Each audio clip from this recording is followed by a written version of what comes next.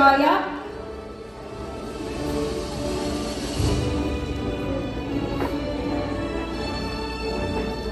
2, 3, go! Hey, graduate! 2022! Ano 2022?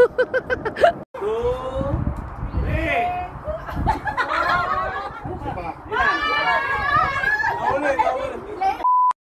So anong balita sa Gaya Fam Squad? Well, eto nga at graduation day na. Kasi after 2 years, makakagraduate na rin kami. 2 years nga pala ako nag-aral. Year 2020 nung nag-start ako mag-aral. Oo, pandemic nga yun. At year 2022 na naman nung natapos kami. Yes, 2 years nga pala ang course na kinuha ko. At 2 years rin namin hinintay to matapos kami mag-aral. Dito nga pala ang venue ng graduation namin sa may Raj Fear Banquet Hall. Pagkapasok nga namin ay niregister na namin ang aming pangalan. At binigyan nga kami ng seating arrangement. Dito ko na nga rin sinuot ang dala kong toga. Dito ko na nga rin napansin yung tassel pala is 2023. Tapos ang graduation namin 2024. Ang gulo, no? Basta ang importante graduate. Sobrang dami na nga ng mga tao sa labas kasi hindi pa sila nagpapapasok. Pagpasok nga namin ay mabuti na lang nasa harapan kami nakaupo. Dahil nga sobrang dami ng mga estudyante. Nung nag-entrance na nga ay nagmarcha na ang mga president, vice president at campus director. At mga teachers na rin ng East West College. Siyempre bago magsimula kinanta din namin ang national anthem ng Canada.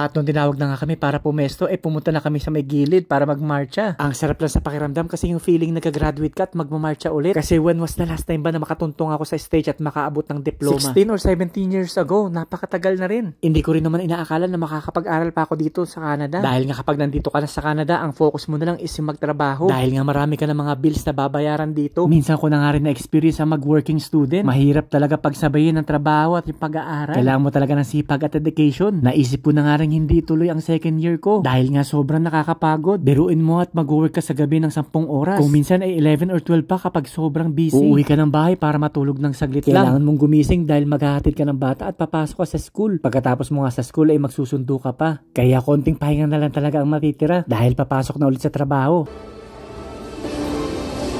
Laurie Sagaya.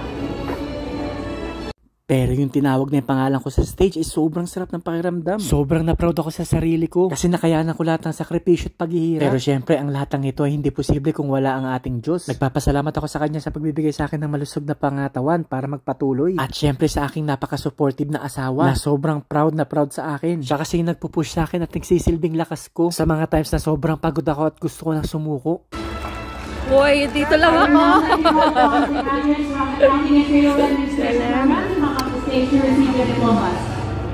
Congrats. Diretso na kayo doon.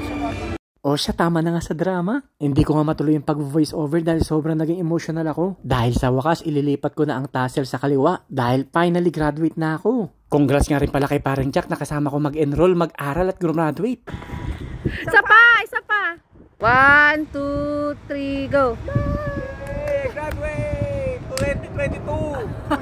Ano 2022? Gusto ko nga rin palang i-shoutout ng mga kaklase ko. Dahil simula sa start hanggang sa huli kasama ko sila graduate. Nakakalungkot ngang isipin na nag-start kami na 23 kami sa class. Pero siyam na lang kami natira. Sobrang naging maganda yung samahan namin at nabuo yung pagkakaibigan.